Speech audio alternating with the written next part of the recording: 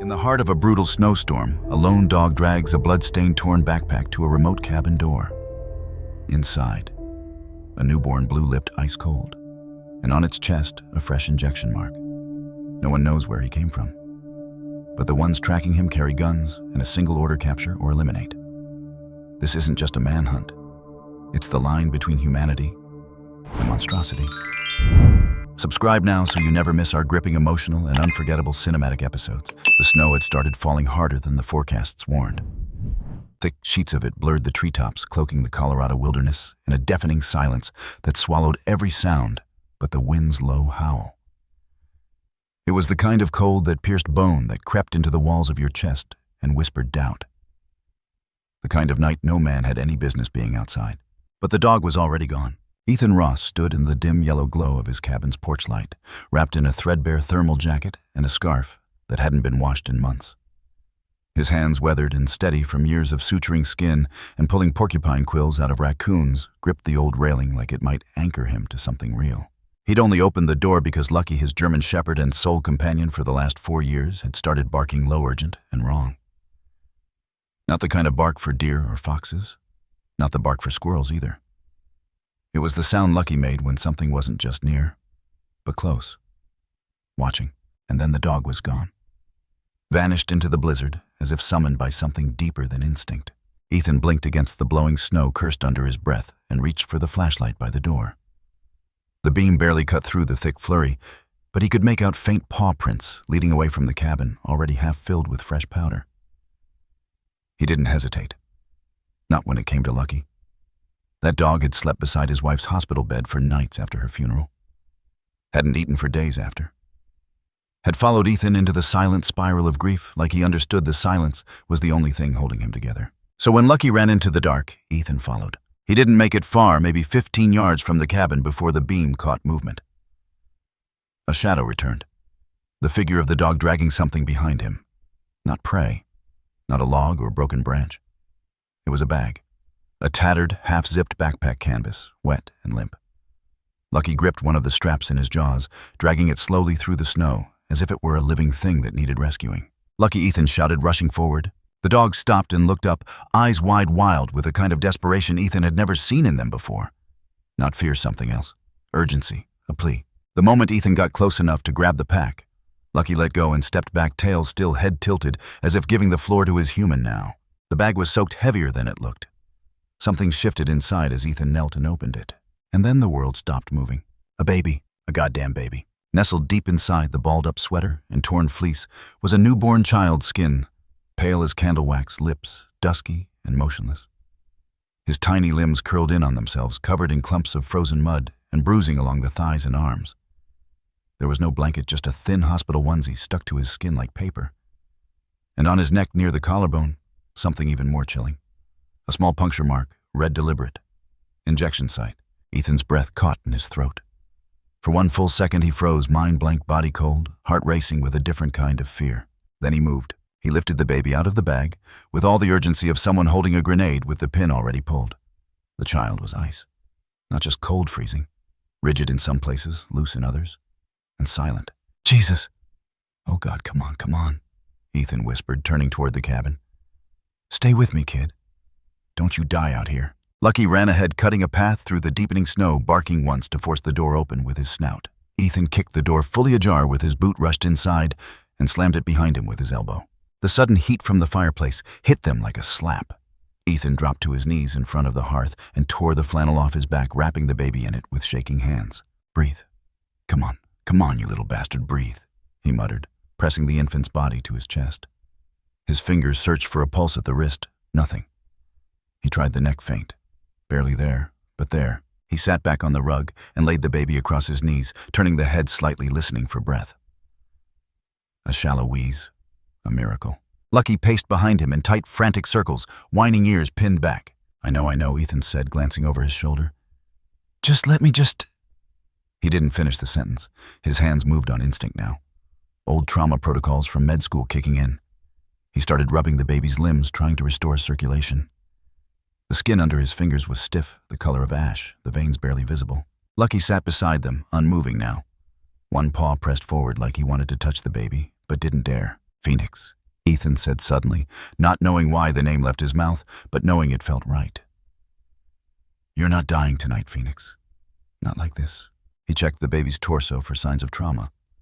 No broken ribs, no wounds. But the puncture mark near the shoulder concerned him. It looked recent, swollen, irritated, as if someone had jammed a needle into him just hours ago. What kind of monster dumps a baby in the woods during a snowstorm? What kind of evil leaves a child to die in silence? Ethan looked toward the counter where his phone sat charging. The signal bar blinked red, no service. Of course. Shit. He stood still, cradling Phoenix in the flannel, and moved to the old wood stove. He poured warm water into a bowl, dipped a clean rag, and started gently wiping the baby's face. Dirt came off in smears, bits of pine flakes of dried blood. Whoever left him out there hadn't even tried to clean him up. Lucky stayed close, his nose nearly touching Phoenix now. Every time the baby gave the faintest breath, the dog's ears flicked forward. You did good, Ethan said to Lucky, swallowing hard. You saved him. He didn't mean for his voice to crack, but it did. Because something about the scene didn't feel real. It felt like something out of one of those twisted rescue dramas he used to watch with his wife on weekends.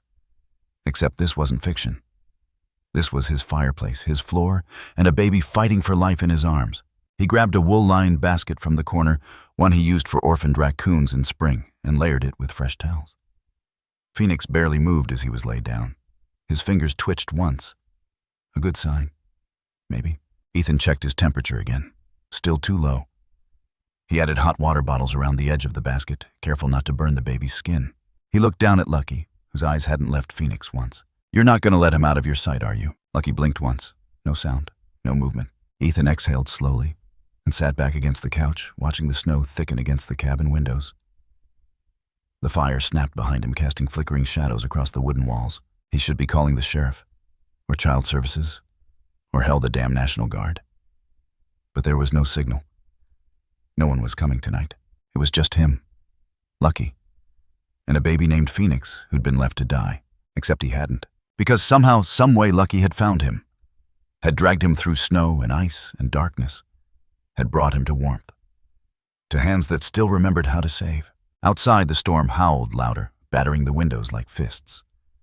But inside, a stillness settled, the kind that only exists in the eye of chaos. Ethan stared into the fire eyes, heavy heartbeat finally slowing. Phoenix stirred. A small sound escaped his lips, not quite a cry, but something. A whisper of life. Ethan leaned forward. That's it, he whispered. Come on, little man. Just keep breathing. Lucky exhaled beside the basket and finally lay down, chin resting near Phoenix's arm, guarding, waiting. And in that moment, Ethan realized something he hadn't felt in years. Not since the night his wife died. Not since the funeral. Not since he buried every reason he thought he had to keep showing up. He felt it again now. Purpose. Not because he wanted it. Not because he was ready. But because for some unfathomable reason, he'd been chosen. By a dog. By fate. By a cry in the snow that only Lucky had heard. And that was enough. The fire crackled steady in the hearth, casting thin ribbons of orange light across the wooden floor. Ethan Ross stood over the makeshift cradle, arms crossed, gaze narrowed. The baby, still barely responsive, had stopped trembling. His chest rose in slow, shallow movements. His lips had regained a faint pink hue. Alive, but only just. Ethan didn't move for a long time. He just watched. Watched the way the little fingers twitched as if holding onto something invisible. Watched the rise and fall of that impossibly small chest and the faint flutter beneath the baby's eyelids. And then he noticed it, something under the skin. At first it looked like a bruise near the infant's left shoulder blade, a shadow beneath translucent flesh. But when he ran 2 fingers gently along the area, he felt a small bump, too smooth, too precise to be natural. A foreign object. What the hell? He muttered. He grabbed the flashlight and leaned closer, angling the beam just above the skin. The lump was metallic beneath the surface, small, not bigger than a grain of rice. But the skin above it was irritated, faintly reddened with signs of recent puncture. Lucky sat nearby, ears forward, sensing the tension thickening in the room. Ethan reached for his medical kit, pulling out tweezers and a sterilized lancet. The baby stirred at the touch, but didn't cry. That bothered him more than if the kid had screamed. Carefully, Ethan made a tiny incision. Blood welled, just a dot, then the object shifted upward as he pressed around it. With trembling precision, he drew it out. It was a microchip. Not veterinary, he knew those. This was smaller, thinner, and had a gleaming surface etched with a QR-like matrix. Ethan turned it over in his gloved hand, heart hammering. No mistaking it, this was military-grade tracking tech, and it had been implanted in a newborn. Lucky let out a low whine, as if confirming the unspeakable. Ethan's mouth went dry. "Someone put this in you," he whispered, looking down at the infant. "Someone tagged you like property." He wrapped the chip in foil and dropped it into an old Altoids tin. No electronics, no chance of pinging it. Then he buried the tin deep inside a thermos stuffed with coffee grounds. The kid made a soft, breathy noise, his first true stir of wakefulness. Ethan looked at him again this time, less as a medical emergency and more like a mystery with legs that stretched far beyond his cabin walls. "Who are you?" he asked softly. "And why would someone track a baby in the middle of nowhere?" Lucky growled, not a loud one, low deep crawling from the pit of his chest. Ethan turned. Lucky stood rigid now, ears erect, tail frozen like a flag in wind. His head was turned toward the nearest window, eyes locked on the forest line outside. "What is it?" Ethan asked, stepping over quietly. Then he saw it, a flash of light, barely more than a flicker like a camera lens catching moonlight.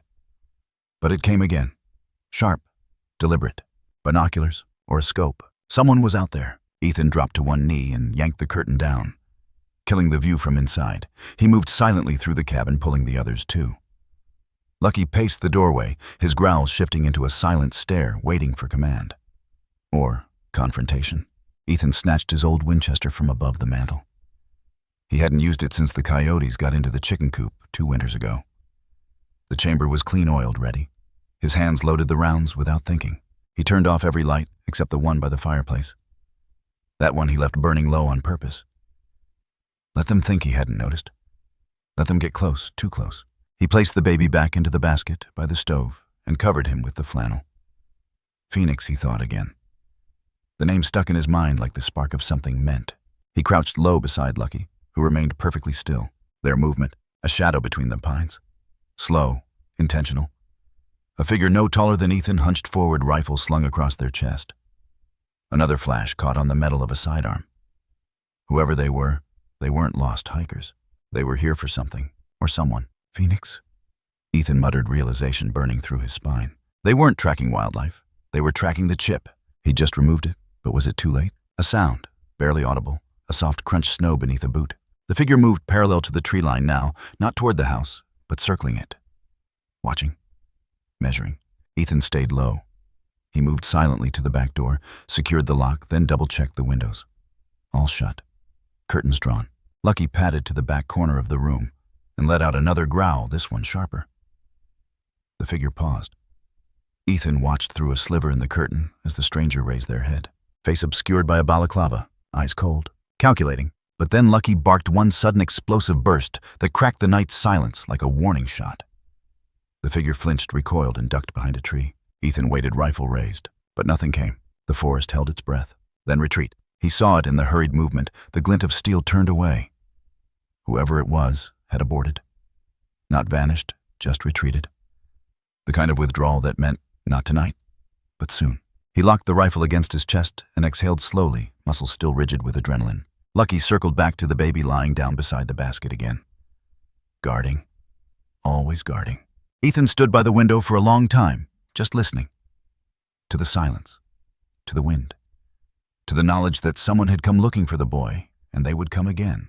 He moved back to the child, knelt beside the basket, and pulled the flannel aside. The baby blinked, eyes blue-gray, dull but aware. A recognition Ethan couldn't place. As if the kid had seen more than he should. Survived more than he should. As if his body knew danger, even if his brain didn't yet. "You're not just some lost kid," Ethan said aloud. "Someone wants you enough to send armed men into a storm." The baby blinked again. His fingers moved. Ethan's voice softened. "Phoenix, that's what I'm calling you." He didn't know where it came from. The name wasn't his wife's idea. Wasn't tied to memory or pain or history. It just fit. "You rose from the fire," he said. "You crawled out of the ash." He reached down, and the infant's tiny hand gripped his index finger tight, not by accident. Lucky sighed beside them, tail thumping once against the wood floor. The name stayed in the air like a promise. Phoenix. Not just a name, but a defiance. Outside, the snow continued to fall. Soft now, almost peaceful. As if the world didn't know what had just happened. Or maybe it did, and simply didn't care. Ethan stood slowly and walked to the fireplace. He He added another log, watching the sparks spit upward like small rebellions. Then he sat in the armchair, rifle across his lap, eyes flicking between the window and the basket. His heart beat steady, not calm but ready, because they'd be back.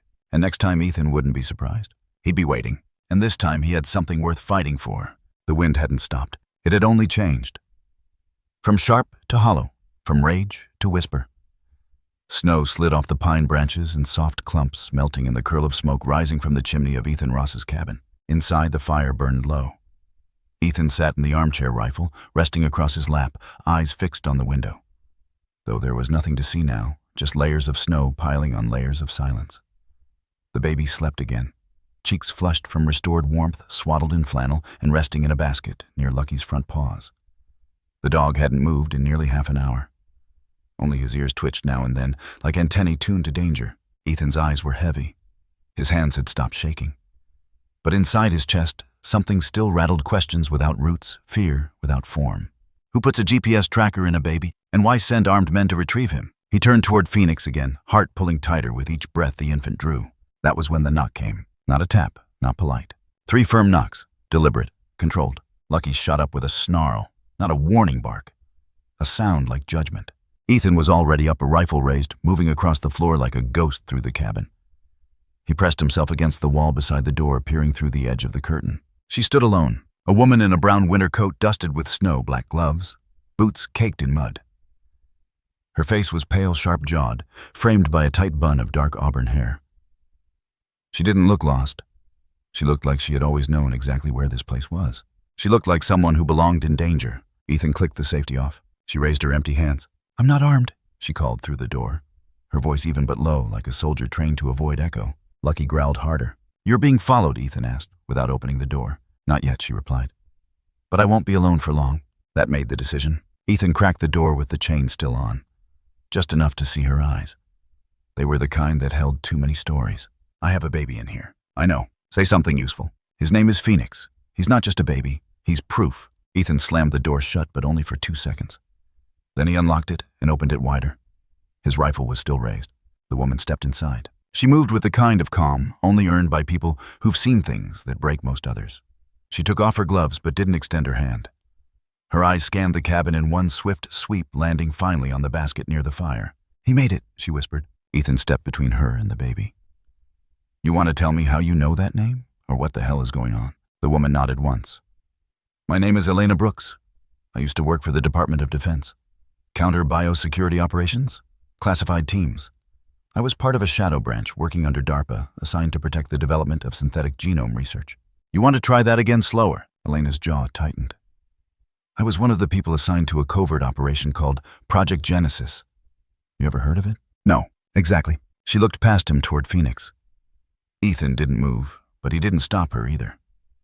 She stepped closer carefully and knelt beside the basket. "He's grown. Stronger than they expected," she said. "You want to back up?" Ethan snapped. "Now!" Elena stood again. Her voice dropped lower. "Phoenix is the son of Dr. Vivian Hale. You know that name?" "No." "You should. She was one of the brightest genome theorists in North America. She's also been missing for 7 months. Because she ran." Ethan's grip on the rifle shifted. "They were experimenting," Elena said. "On prenatal gene engineering, not in theory, in practice.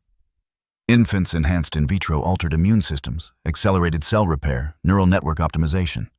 They called it resilience modeling. But it was really just this design, a human that doesn't break. And Phoenix is..." "What, a lab rat?" "No. He's the outlier," she said. "He's the one that worked." Ethan felt his breath catch in his throat. Elena continued, eyes hardening. "There were 8 others. 5 died before birth. 2 more survived delivery but had critical genetic rejection within 72 hours. Phoenix didn't. His DNA didn't just accept the modification, it integrated it." "What the hell does that even mean?" Ethan asked, voice rising.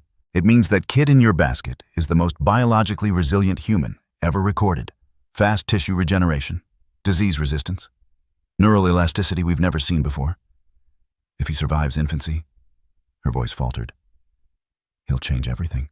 "Then why dump him in the woods?" "Because his mother realized that what they were going to do with him," Elena said. "She was supposed to hand him over after birth. No name, no ID, just subject 0. She disappeared instead, went off the grid. The chip was implanted without consent during a faked emergency C-section. Ethan stared at her stomach turning. She gave him that name, Elena said, stepping gently toward the fire. Phoenix. She believed he wasn't a weapon.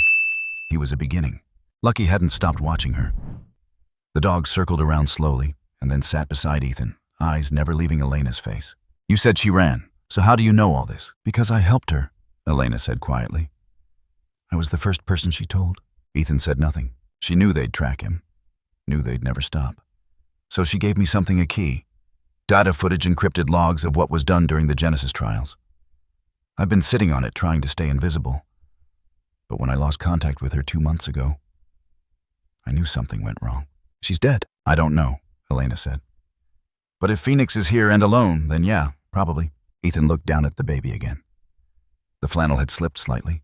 He adjusted it, saw the tiny hand curled into a loose fist.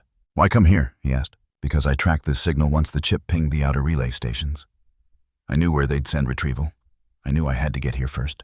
You were watching the cabin? Yes, Elena admitted. And so were they. But they're not sending infantry yet. That first scout was just recon. How long do we have? Maybe a day, maybe less. Ethan didn't answer. He sat down on the arm of the chair, the rifle leaning against his leg. I just buried my wife a year ago, he said quietly. I haven't had a conversation that lasted more than 10 minutes in months. And now you're telling me I've got a miracle baby in my living room with half the Pentagon trying to collect him, like a patent application. Elena gave a sad smile. It's a hell of a morning. Ethan looked back at the fire. His throat felt tight. He didn't know if it was grief or shock or the heat finally hitting his frozen blood. I found him in a goddamn backpack, he muttered. He was blue. I thought he was dead. You saved him. I just showed up. Sometimes that's all it takes. Silence stretched between them, long, cold, heavy. Then Ethan stood again. So what now? Elena looked around. I can't stay long. If they saw me, I'm compromised. But you can't stay here either. Not for more than a few hours. I'm not abandoning him. I wasn't asking you to, she said. But if you want to keep him alive, we need to move him. There's a safe point about 40 miles south. An old ranger station I used during other ops. No roads and snowshoes only. Off-grid. Radio access only. But first, she pulled a small pouch from inside her coat and handed it to him. Inside a series of vials, a syringe, and a handheld scanner. What is this? His baseline. DNA stabilizers. He needs them every 36 hours or his cell regeneration will start accelerating too fast. You mean he'll heal too fast? I mean his body will literally burn itself out trying to become indestructible. Ethan looked down at the baby. A quiet sound escaped Phoenix's lips. Not a cry, just a coo. Like air from lungs, rediscovering sound. Elena stepped closer, voice softer. He's not a mistake. He's not some freak show. He's a child. One that never got to be just a child. But if you help me, maybe we can change that. Lucky stood, walked to her side, and sniffed her hand. Then, for the first time since she arrived, the dog sat. Ethan raised a brow. That means something, Elena asked. Yeah, Ethan said. It means you're not lying. He bent down, lifted Phoenix from the basket, and cradled him against his chest. We move at first light, he said. Elena nodded. But I make one thing clear right now, Ethan added, his voice like steel.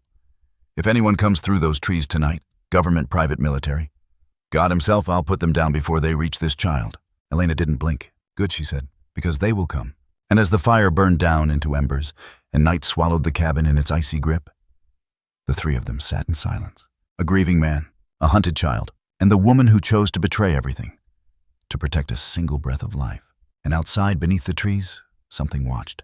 The sky was still black when they moved. The kind of black that swallows stars and sound, as if the world itself were holding its breath. Ethan strapped Phoenix to his chest with a sling fashioned from an old hiking blanket, layers of fleece pressed between the baby's fragile body and the sub-zero air. The child made no noise, no fuss, just slow, steady breaths that condensed against Ethan's collarbone in tiny puffs of warmth. Too calm, too controlled. Lucky stood at the cabin door, tail stiff body, coiled ears alert. He had sensed something before they did movement in the forest. A breeze that didn't belong, a frequency the human mind couldn't register. But the animal soul never missed. They were being watched, but there was no time to confirm it. Elena had already popped the back hatch of her Polaris ATV, checking the fuel gauge, strapping down the duffel of medical supplies, and the thermos with the foil-wrapped GPS chip inside. Ethan carried Phoenix. Lucky would run beside them. They would leave no trail, no light, no second chance. Ethan cast one last glance at the cabin behind them. It looked peaceful from the outside. Just another old shack deep in the Rockies. But inside, it had changed everything. "Go," Elena said. They launched forward. Tires dug into the frozen ground snow, spraying like shrapnel behind them. Lucky ran just off the right tire, his paws slapping into the powder with precision. Ethan sat behind Elena, one arm cradling Phoenix, the other gripping the steel bar of the seat frame. The baby was silent against his chest. Too silent. They drove without headlights, relying on Elena's night vision goggles and memory. She knew the old forestry trails by heart, could find creeks and turnoffs blindfolded. That was why she survived. That was why she was the only one left from her team. The cold sliced into their skin like razors. Wind howled through the trees, angry and hollow. After 20 minutes of silence and speed, Elena took a sharp left, pulling the ATV into the skeletal remains of an old gas station. Half the roof collapsed. Snow piled against the windows. Graffiti faded into the brick like ghost stories. She cut the engine. Silence fell like a sheet of lead. "This was an old Ranger resupply spot," she said, breath fogging the air. "No one's used it in years. We'll stop here, warm him up, check vitals. Then we go." Ethan nodded, already unclipping Phoenix from the sling and stepping into the crumbling office building. Lucky pushed in behind them, head low, body tense. Inside, the air was no better musty cold. But at least it was still. Ethan laid Phoenix on a dry spot on the counter, peeled back the layers, and placed 2 fingers at the baby's neck. No pulse. He froze. Then there it was. Faint, shallow. But there. Again. But the rhythm. "Something's wrong," Ethan said. He rolled Phoenix gently to one side and felt his back. The lungs were expanding, but not enough. Cyanosis was creeping in. The child's lips were beginning to darken. Not frostbite oxygen deprivation. "Is there heat?" he snapped. Elena was already at the back wall, fiddling with the remnants of an old propane heater. She yanked the ignition wire free and sparked it manually.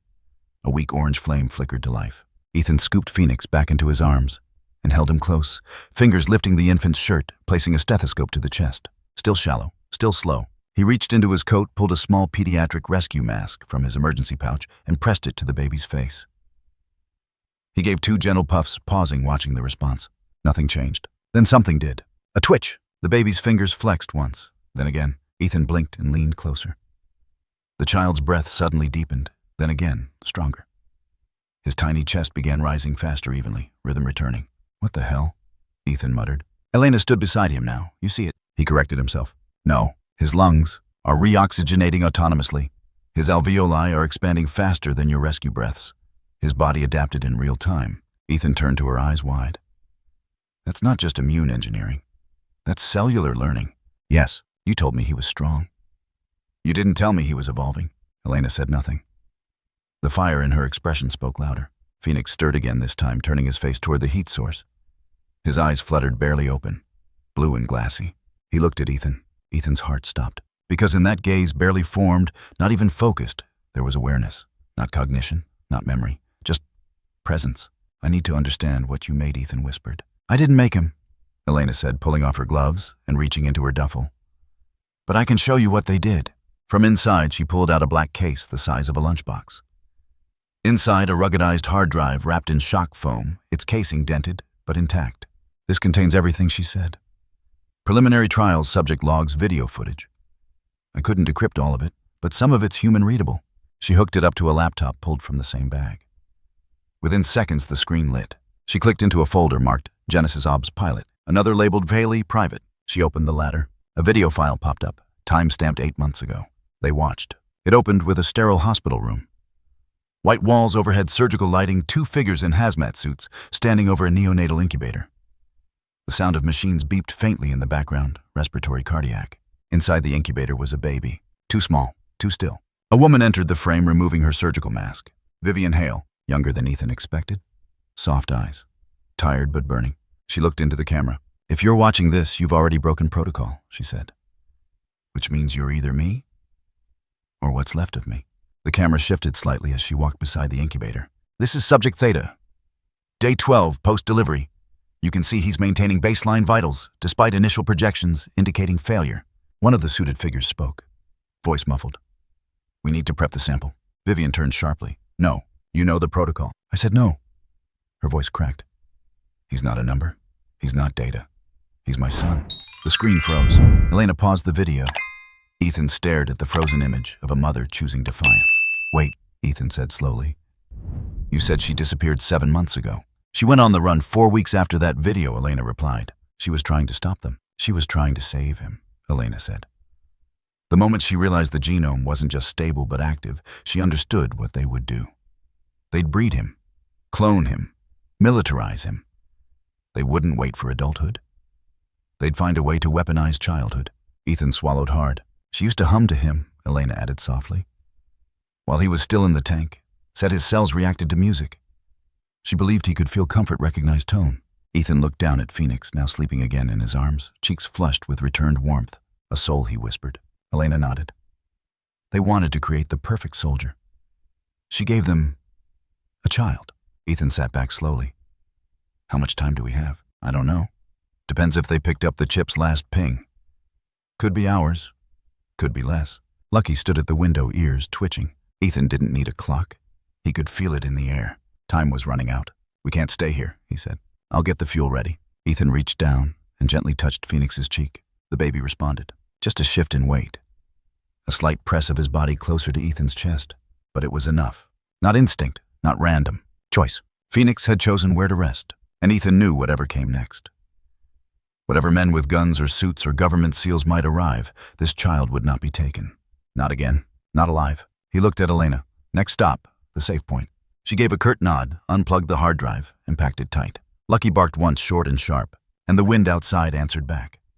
Not with snow, but with silence. A waiting kind of silence, the kind that came just before the storm. The wind softened as the night deepened its icy fingers, loosening around the broken bones of the abandoned ranger station. The world outside had quieted, but inside warmth bloomed from a small camp heater flickering in the far corner.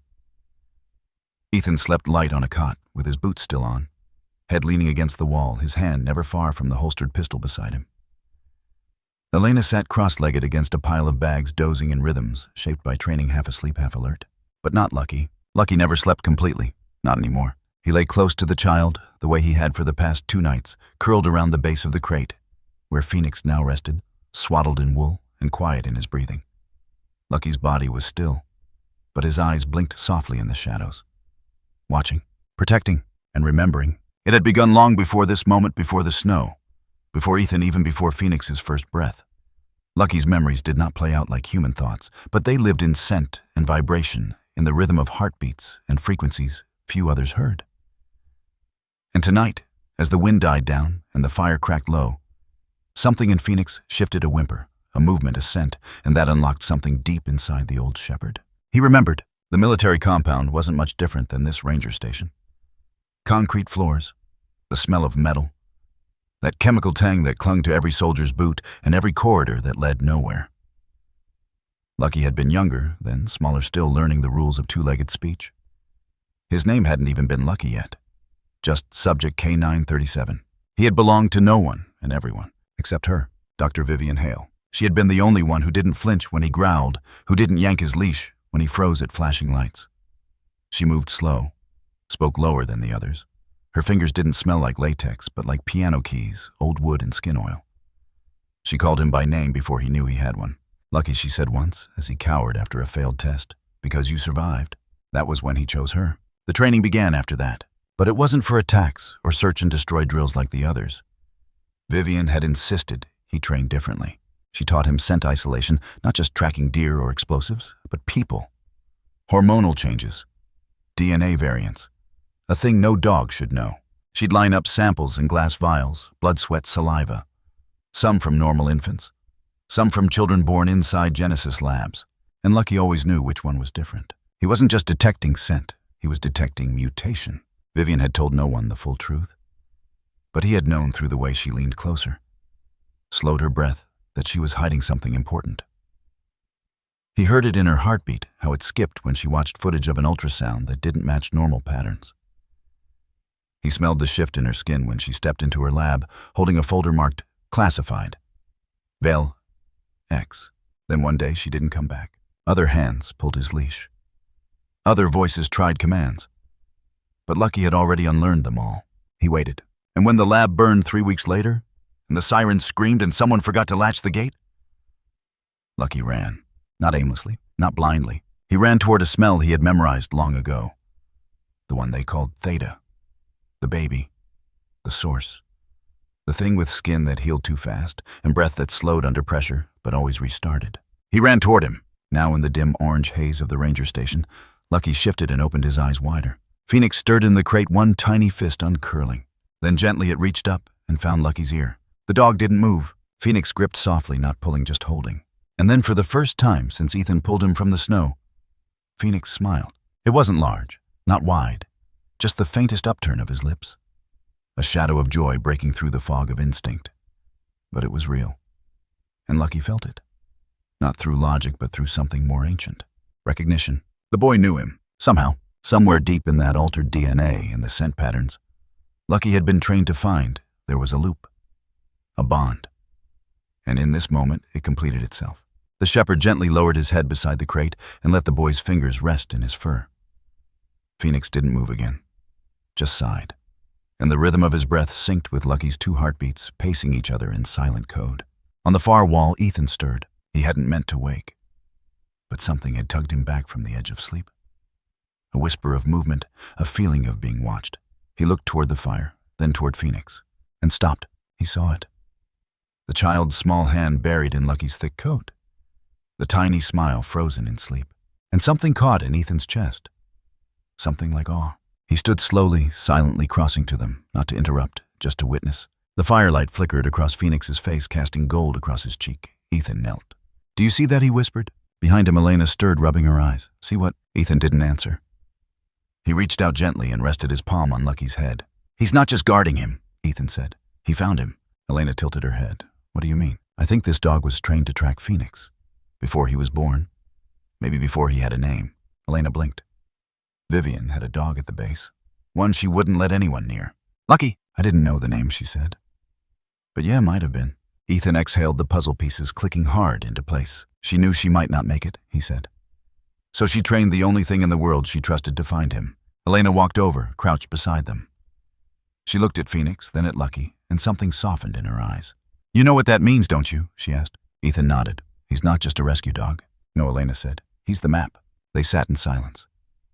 Phoenix breathed deeply now, chest rising steady. Lucky's head twitched in sleep, as if dreams still passed through him. Ethan looked down. "What kind of mother?" "Trains a dog to find her child in case she dies," Elena replied without hesitation. "The kind who knows no one else will come." And then she added, almost too quietly to hear, "The kind of mother who's already seen too many children die in labs." Later that hour, the fire burned lower, and the cold crept in again. Ethan wrapped Phoenix tighter now, wide awake but quiet in his arms. Lucky sat upright now, tail twitching occasionally. Still guarding, still listening, still.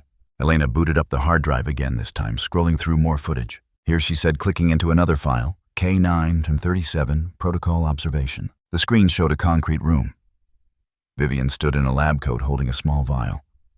On the floor sat Lucky, smaller, younger, leaner, but unmistakably him. She placed the vial among 5 others, all identical on the floor. Then she pointed. "Find Theta," she said. Lucky sniffed, walked to each, then sat in front of the 4th. Vivian smiled. "Good boy," she whispered. "You always find him." The video ended. No fanfare, no applause. Just a simple truth repeated again and again. "He always finds him." Ethan leaned back against the wall and whispered. "That's why he pulled the pack from the snow. That's why he knew where to go. That's why he ran ahead that night." Lucky looked at him, eyes dark, glassy, and impossibly old. And Ethan suddenly felt something far bigger than science.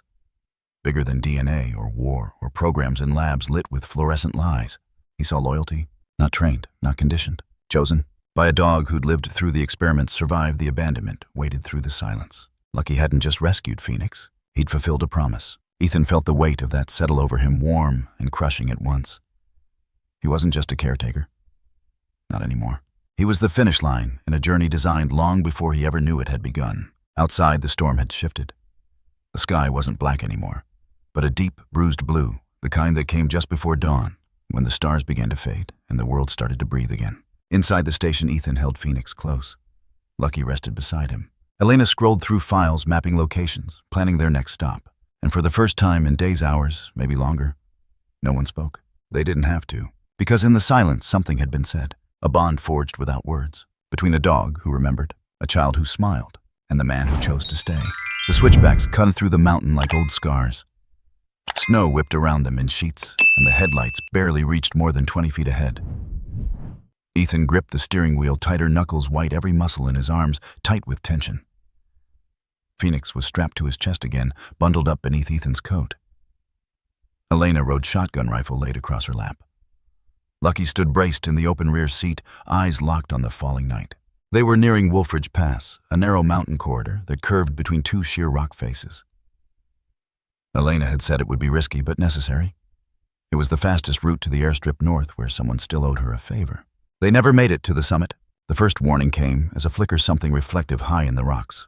Then a voice cracked through the cold air, amplified by a throat mic and distorted by wind. "Turn off the engine. Exit the vehicle. You have 15 seconds. Ethan's foot froze on the gas. "No." Elena grabbed his arm. "They're baiting us. They've boxed us in." Bright lights snapped on behind them, two tactical trucks blocking the road they'd just come from. Ethan looked ahead. Another armored vehicle had pulled across the pass. Shadows of soldiers flanked it. Rifles raised, laser sights like red spiders crawling over the windshield. "Trapped," Lucky growled, body tense, fur rising. Elena moved first. She kicked her door open and rolled behind a snowbank. Gunshots rang instantly, carving into the snow where she had stood. Ethan didn't hesitate. He threw the ATV into reverse, but the tires caught too late. The engine howled. Rubber spun. "Get out!" Elena shouted. "Run for the rocks!" Lucky leapt from the vehicle first, zigzagging like a black streak across the white. Ethan jumped next. Phoenix cradled in his arms, shielding the baby with his coat as bullets cracked around them. The sound was surreal, thunderous, and distant, like war through a fog. They slid down an embankment, rolled, came to a breathless halt behind a crag of granite. Ethan gasped, checking Phoenix, no injury. Still breathing, but then he felt it warmth along his ribs. Blood? His left side was soaked. A bullet had grazed him, slicing through his coat and skin just under the arm. "I'm hit," he said, voice low but shaking. "Shit, I didn't even feel it." Elena ducked beside them, reloading. "You're lucky. Through and through. Keep pressure on it. I have a kid in my hands." "Then don't bleed on him." She snapped eyes, scanning the cliffs. "I'll draw them right. You move left. There's a drainage culvert under the road, take it." Before he could argue, she was gone. More gunfire, more shouting, flashbangs. Ethan looked down. Phoenix had his hand out. "Buddy," Ethan muttered. "Now's not the time." But the baby reached anyway, tiny fingers pressing gently to Ethan's wound through the fabric.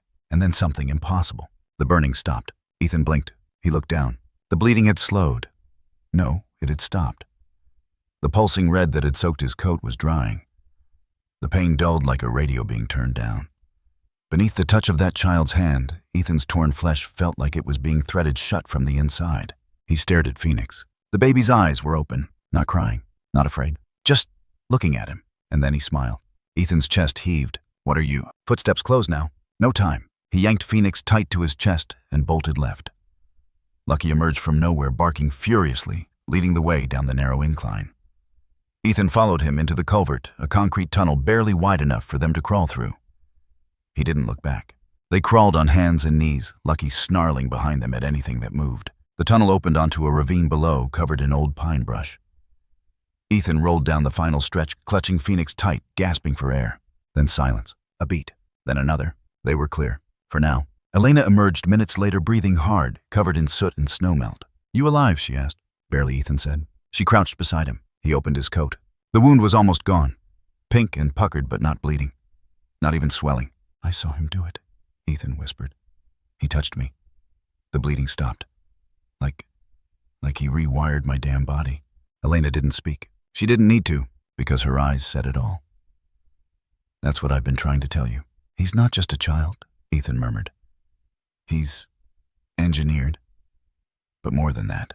Elena nodded. "He's a biological miracle, or a loaded gun." They looked at Phoenix, sleeping now, as if nothing had happened. As if bullets and blood and mountains splitting under gunfire were just background noise. "I need to know something," Ethan said, "and I need it straight." Elena exhaled. "Ask. If he can do that to me, what else is he capable of?" "I don't know. Don't give me that." "I don't—" She cut in sharper now. The experiments were fragmented. We weren't given the full scope.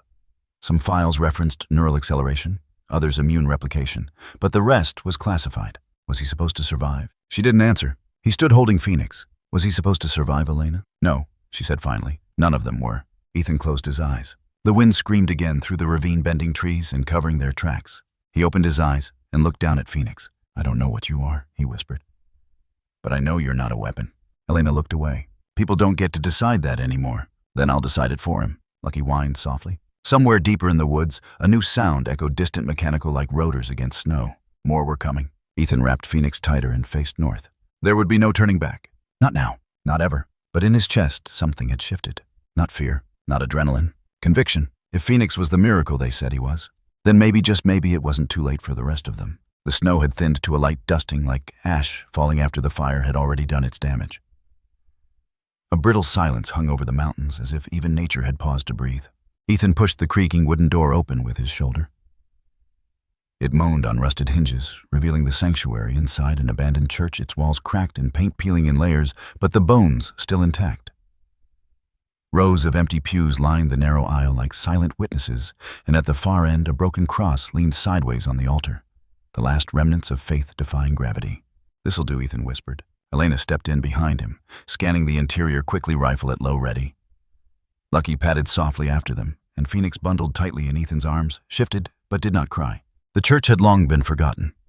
Dust blanketed every surface. Vines snuck through shattered stained glass. But it was dry, still, and for the first time in days, safe. They moved slowly, methodically.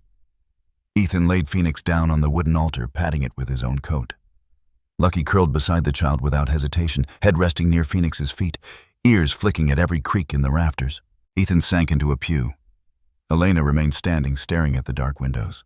There was a moment where no one spoke, just the sound of Phoenix's steady breath, faint, peaceful. "Why here?" Elena finally asked, voice low. "Used to be a mission post," Ethan said. "Back before the fires. We did a rescue here once, years ago. A girl fell into the ice near Breckenridge. I helped her pull through. She drew me a picture of this place. I guess I remembered it." Elena looked at him for a long moment. "You were always a doctor?" He nodded.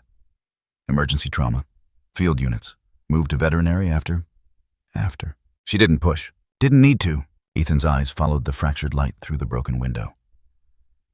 "My wife was a nurse," he said. "Maya. Bright. Too bright for me, maybe."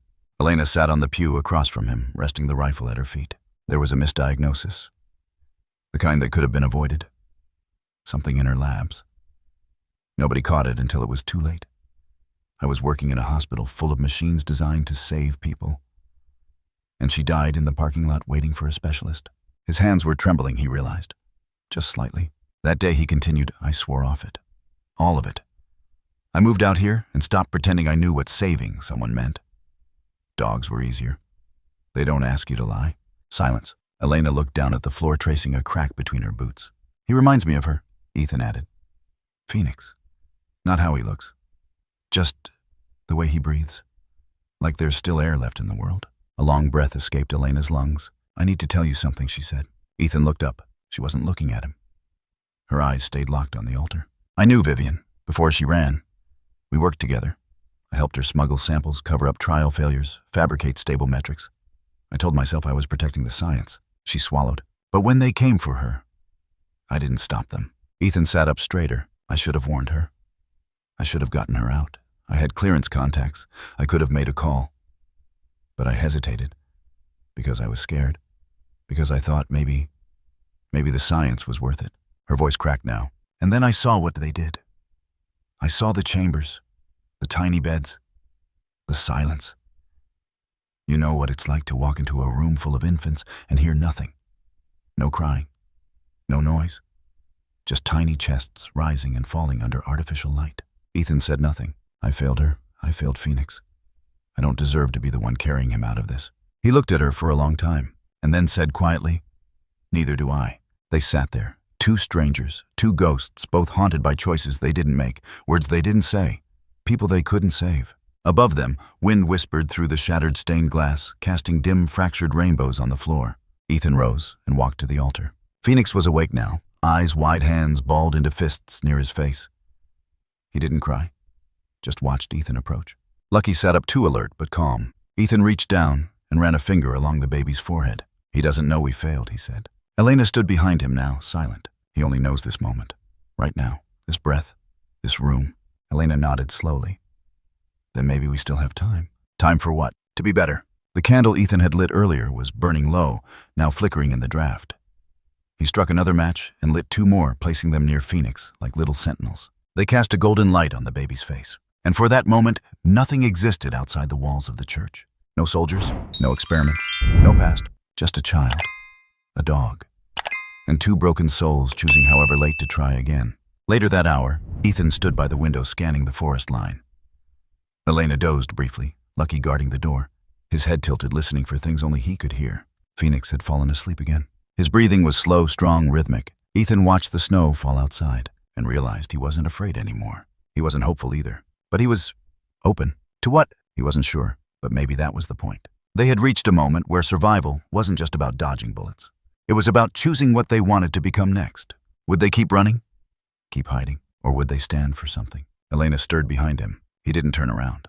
"We don't have much time," he said. "I know, but we still have this." Elena looked toward the altar. Phoenix shifted in his sleep, and for the first time since this whole thing began, she smiled.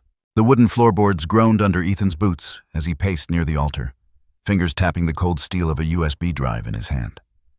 Outside, snow fell again, soft but unrelenting, whispering against the broken stained glass window like a secret trying to claw its way in. Inside the old church, silence ruled until Elena's voice broke it. "I found something." She sat near the flickering candle's laptop, balanced on her knees, blue light washing her face in ghostly hues. Her fingers hovered over the trackpad, hesitation woven into every muscle. Ethan stepped closer. Lucky stood nearby, body tensed, not like a guard dog now, but like something between prey and survivor. Phoenix slept again, safe in the padded crate beneath Ethan's coat. "What is it?" Ethan asked. Elena didn't answer. Instead, she clicked play. The video began with static. Then a date: Genesis, internal transmission, Vex, primordial timestamp 17 months ago. A cold room appeared on screen. Sterile walls, fluorescent lighting. A man in uniform stood before the camera, tall, broad, with eyes like ice cracking under weight. Deep creases scarred his face like fault lines on old Earth. Silver hair cut to the skin. A name badge barely readable beneath his medals. Jen Harlan Vex. He didn't blink, didn't move, just stared into the camera as if staring through it. Then he spoke. "Specimen designation, Phoenix. Result, full viability confirmed. Synthetic gene sequencing, successful. Healing factor and cell regeneration exceeded projections. However," he paused, then leaned in, voice colder, darker. "Behavioral anomalies persist. Non-compliance. Empathic response too strong. Attachment potential is high. Risk of autonomous moral deviation. Conclusion." Another pause, then with surgical clarity. "If Phoenix cannot be conditioned, he must be neutralized. Project continuity must not be compromised." He pressed a button. The feed cut. Static again. Silence flooded the church. Then a low growl. It came from Lucky. Elena looked down, startled. The shepherd stood, rigid, ears, flat teeth bared, not at them, but at the screen. Lucky. Ethan stepped toward him. "What's wrong?" Lucky didn't move. He stared at the laptop, tail rigid, body quivering. Then he barked a deep, fractured bark that echoed in the rafters, not out of alert, but memory. Elena's hand trembled as she closed the laptop. I think he knows that voice." Ethan knelt beside Lucky, placing a hand on his chest. The dog's heart thudded like a trapped bird. His breathing was shallow. Then Lucky did something unexpected.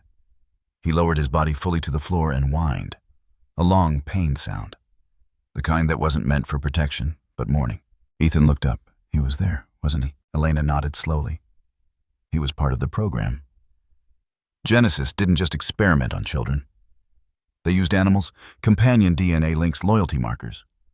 Lucky was probably in the behavioral conditioning trials. Conditioning, Ethan asked. Psychological stress? Isolation? They'd use fear as a bonding agent. They'd torture the dogs, then link them to infant subjects to create emotional imprinting. So the dog wouldn't just protect, it would need to. Lucky whined again, then went silent. Ethan's throat tightened. That's why he never left Phoenix's side. It's more than instinct. He was trained to see him as his reason to live. They looked at each other. Then Ethan asked the question that neither of them wanted to voice aloud. Does that mean Lucky's loyalty is artificial? Elena didn't answer, but Lucky did. He stood slowly, walked to Phoenix's crate, and laid down beside it, pressing his head against the infant's chest.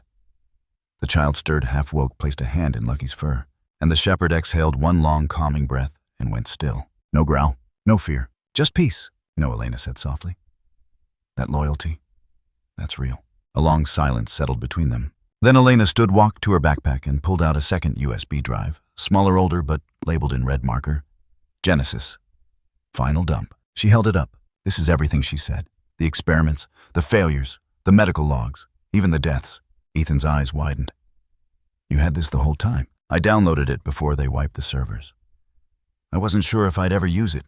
Wasn't sure if I had the right.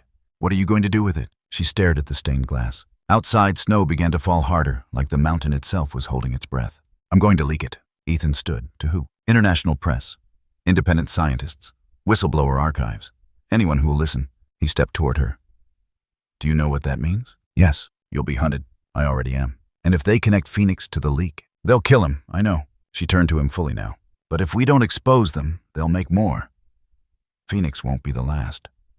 He'll just be the first they learned from. Ethan looked down at Phoenix. The boy slept soundly. So innocent. So unaware. He turned back to Elena. We're outnumbered. Outgunned. Outplanned. I don't care, she said. He saw something in her eyes, now fierce and raw. Not revenge. Not survival. Redemption. I made a choice once, she continued. I stayed silent when I should have screamed. I let a woman go to her death because I didn't want to lose clearance. I will not make that mistake again. Ethan said nothing. He walked slowly to the altar and knelt beside Phoenix. He touched the baby's hand. It was warm, soft, a child like any other, and yet unlike any before. He's not a weapon, Ethan said. No, Elena replied. But in the wrong hands, he's worse than one. A long silence. Then Ethan looked at her. Do it. Elena inserted the drive into her laptop. The screen came to life again, codes and files scrolling faster than the eye could follow. She connected to a secure satellite feed, one she hadn't used since her field agent days. 15 seconds later, the files were airborne. To 5 global servers, to 39 recipients, to a future they couldn't take back. When it was done, she ejected the drive and smashed it beneath her boot. Outside, thunder rolled across the mountains, not from a storm, but the sound of choppers in the distance. They had been found. Again, Ethan didn't flinch. He lifted Phoenix into his arms. Elena reloaded her rifle. Lucky stood tall. Whatever came next, they would face it not as fugitives, but as the last line between innocence and annihilation. And this time, the truth was on their side. The snow-packed road twisted like a serpent through the mountain ridge, each turn tighter and deadlier than the last. Ethan's knuckles gripped the steering wheel of the four-wheeler, bloodless and shaking. Phoenix was bundled in the back seat, strapped into a makeshift carrier fashioned from Elena's flak vest.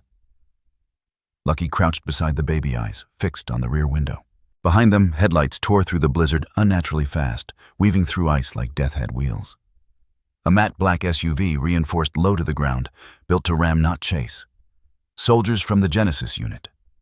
They weren't just trying to stop them. They were trying to erase them. Elena turned back from the front seat, a short-range signal booster clutched in one hand, her other holding her rifle steady across her lap. They've locked our signal. I need 2 more minutes to override their frequency and send the last transmission. We don't have 2 minutes. Ethan shouted, the wheels sliding as he drifted around another curve. Then give me one. The black SUV closed in only 50 yards behind. Suddenly, Lucky leapt forward into the front seat, barked furiously at the windshield, and then turned to Ethan. Eyes wild, body trembling not with fear, but decision.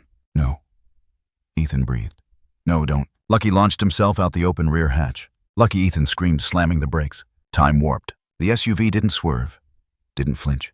But Lucky hit the ice like a missile, jaws snapping, body twisting midair as he collided with the SUV's hood.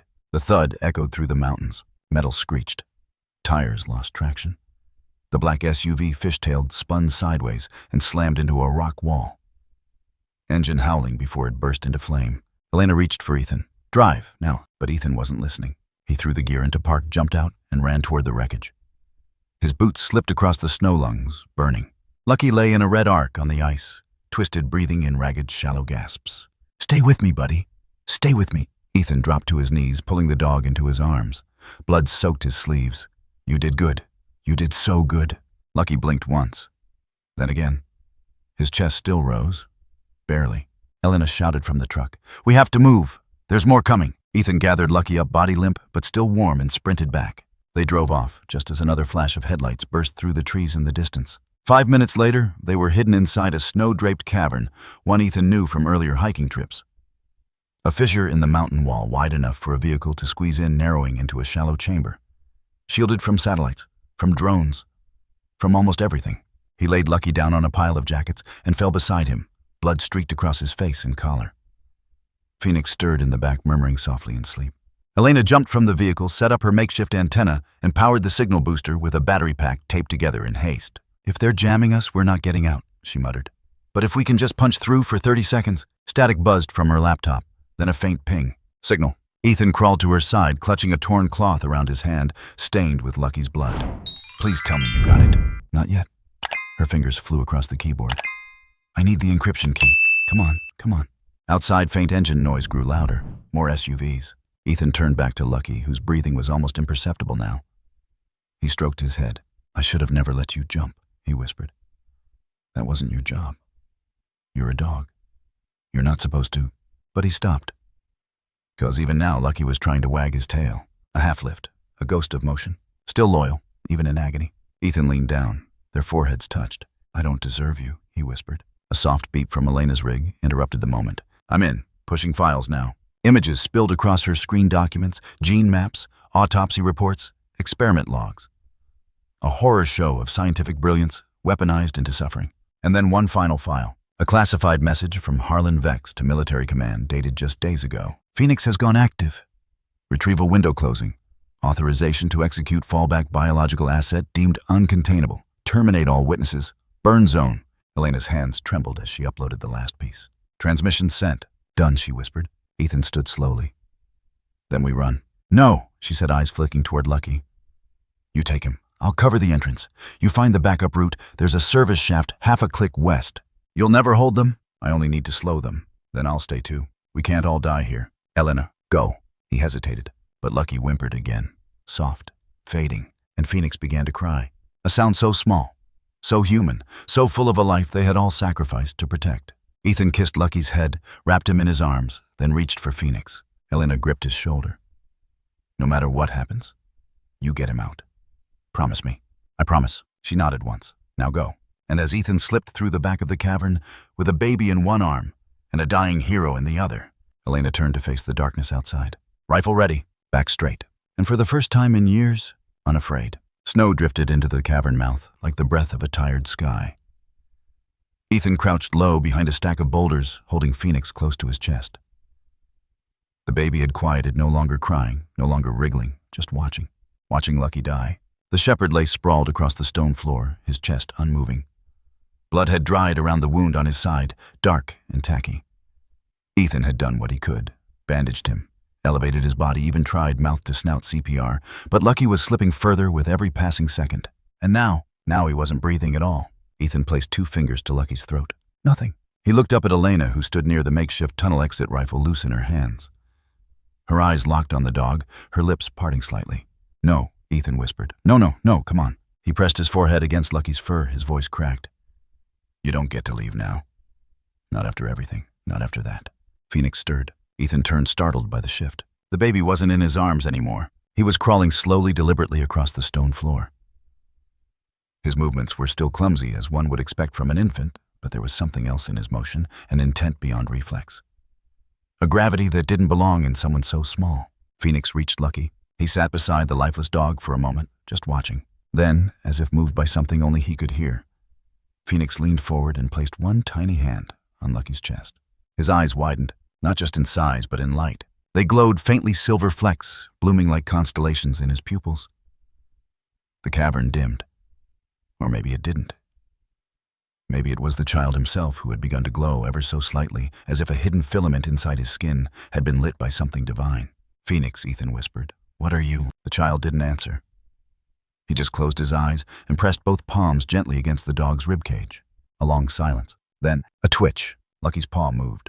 Just a hair, a flicker. Elena dropped to her knees, disbelief painting her face. Ethan stared, frozen. Another twitch. This time his hind leg.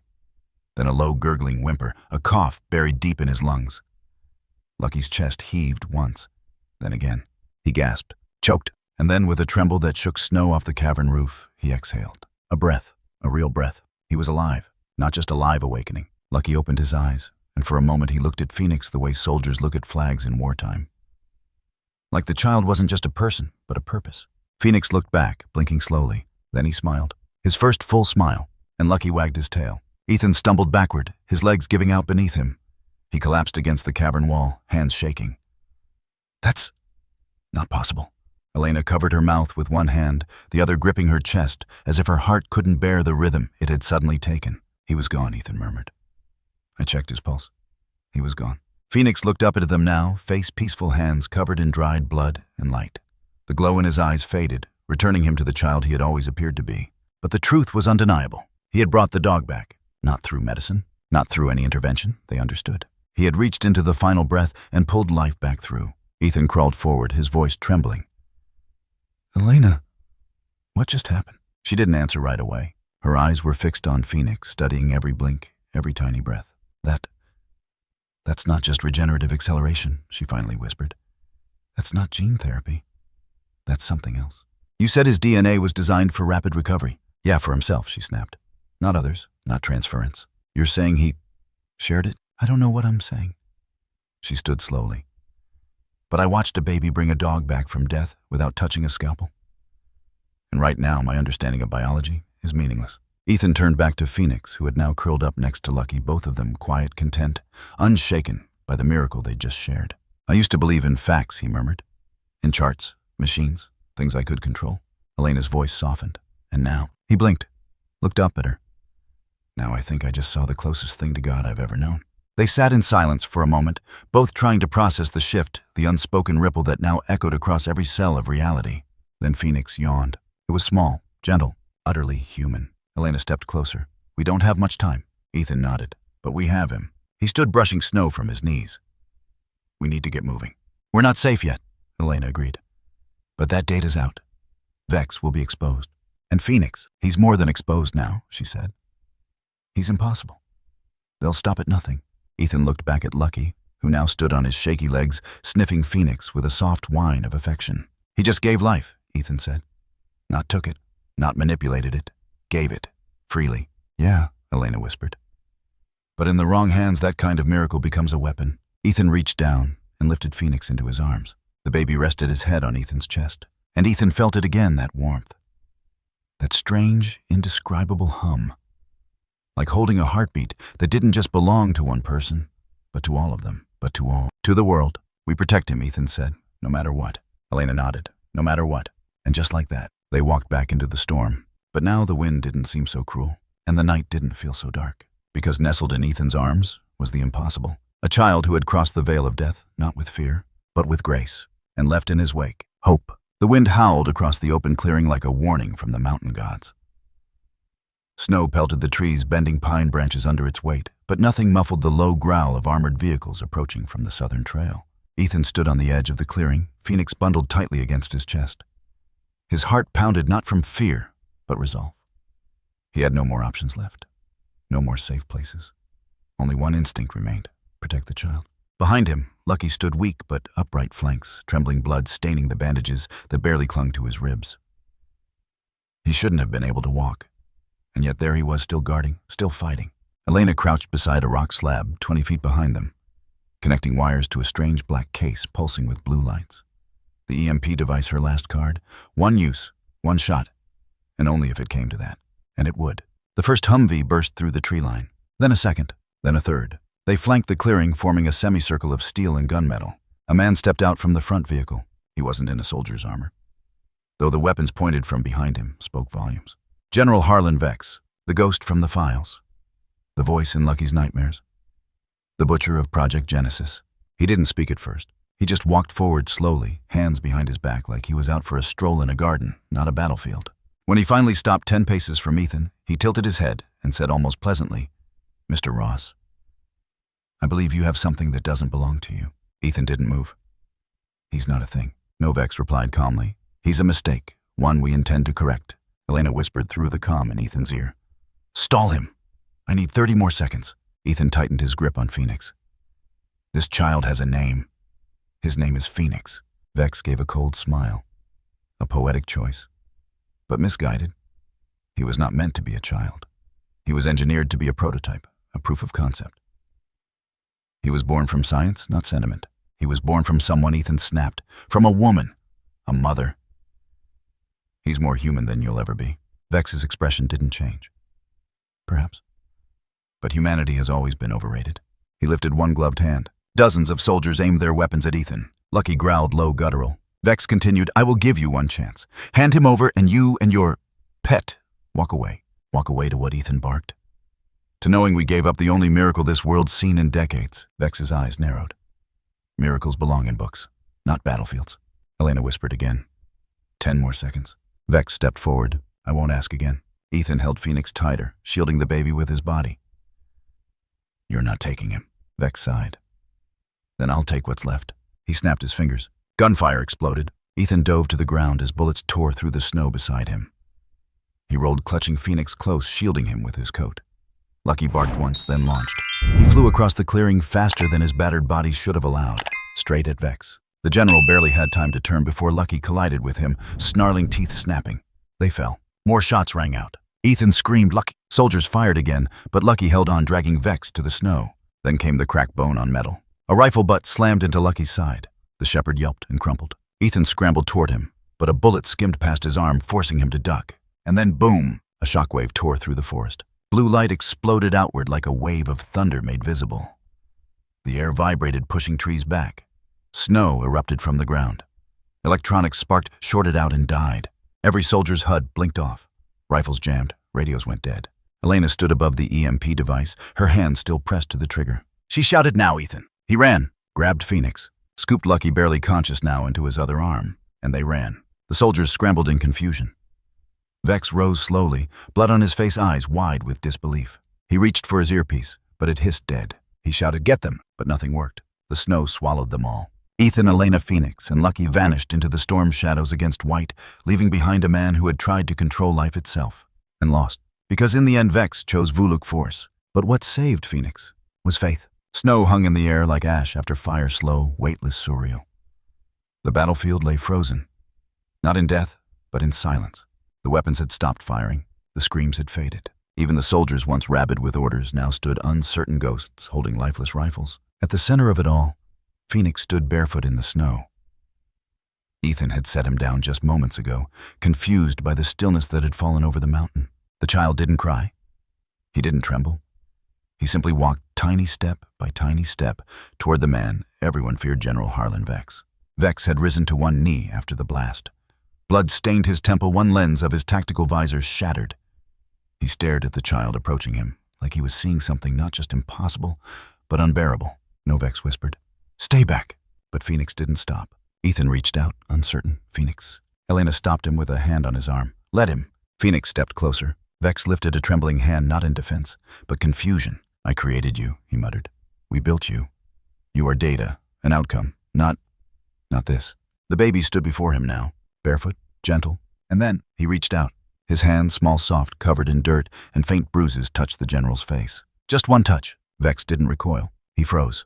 And then slowly, something cracked in his face. It wasn't pain. It wasn't fear. It was recognition. His eyes widened, not from terror, but memory. And then tears, hot, unfiltered, streaming down the face of a man who had ordered the deaths of dozens, who had created monsters in labs and called it progress, who believed in formulas and outcomes, not consequences.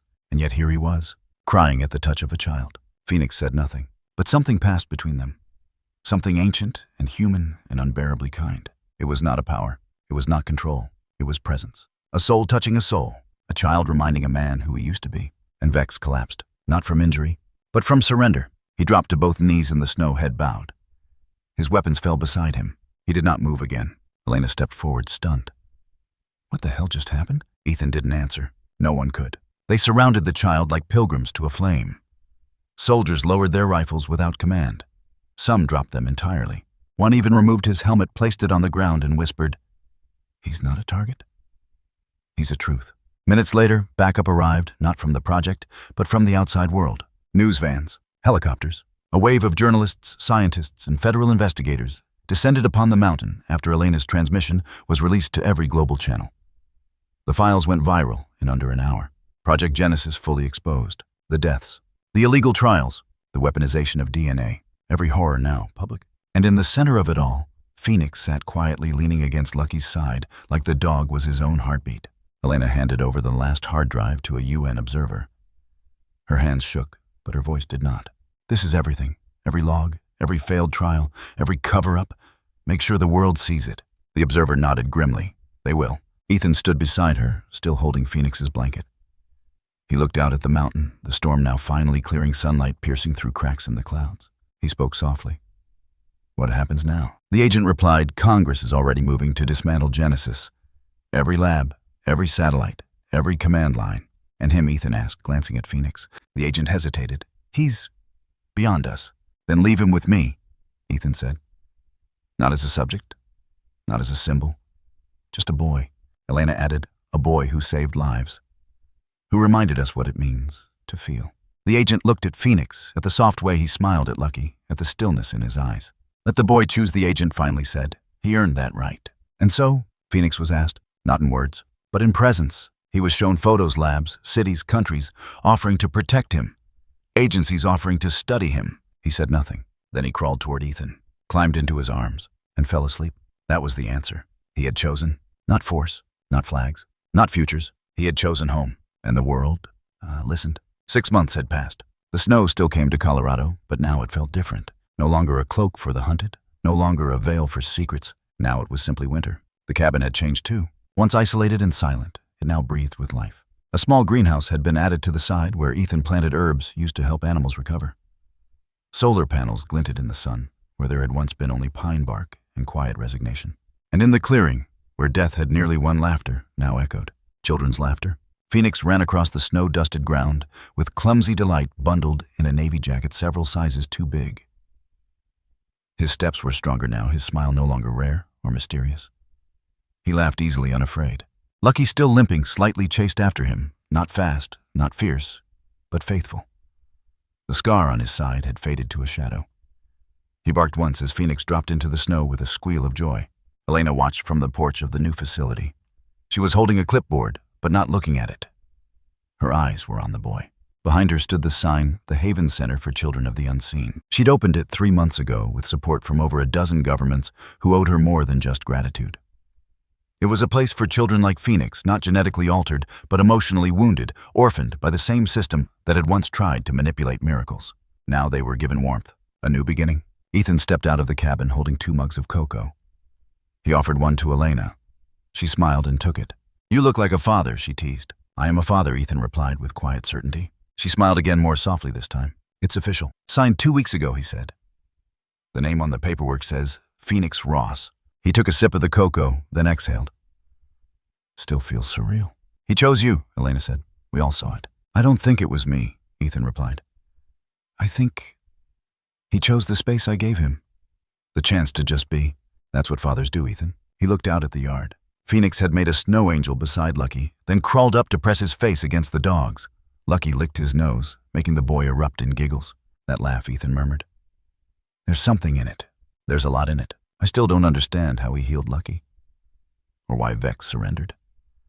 Or how a child who should have been engineered into a weapon became... He trailed off. Elena finished for him. Whole. Ethan nodded slowly. I used to think people were born into purpose, that we were given roles. But I was wrong. He stepped down from the porch and walked toward the edge of the field, where the snow drifted down in gentle waves. Phoenix saw him and waddled over, grabbing his hand with a familiarity that never stopped humbling Ethan. The boy pressed his forehead to Ethan's chest and sighed. It was a full, peaceful sound. The kind of sigh you only make when you feel utterly safe. Ethan crouched and held him close. 6 months ago, he said softly. You came into my life covered in mud, barely breathing. And I didn't choose that moment. I didn't choose you. Phoenix looked up at him, curious, trusting. But now Ethan whispered, brushing the boy's hair back, every day I choose you. A pause. I want you to remember something, son. You're not a miracle. You're not an experiment. Phoenix tilted his head. You're a choice. The boy smiled. Not because he understood the words, but because he felt their truth in Ethan's voice. And in that moment, the wind stopped, just for a breath, as if the world itself wanted to listen. Back on the porch, Elena watched and wiped a tear from her cheek before turning back inside. She had work to do. Another child had arrived that morning, a girl from Belarus rescued from a failed biotech lab. She didn't speak, wouldn't eat, but Elena knew the signs now. She knew what it looked like when a child had been robbed of choice. She would help her choose again. That night, Ethan tucked Phoenix into bed beside Lucky. The dog no longer slept in the corner. He slept where Phoenix did, like a sentinel. The boy curled against him, warm, safe. Ethan turned off the light, but paused at the door. He looked back at the sleeping pair. I thought I'd lost my purpose, he whispered. But maybe I just needed a better question. He stepped outside. The snow had picked up again, soft and slow. He lifted his eyes to the sky. For a long moment, he said nothing. Then, "Thank you," he murmured. "Not to the stars, not to science, but to the unknown space between. Where choices live, where faith begins, and where sometimes the world resets itself not through fate, but through love. And in that love, everyone gets to choose again.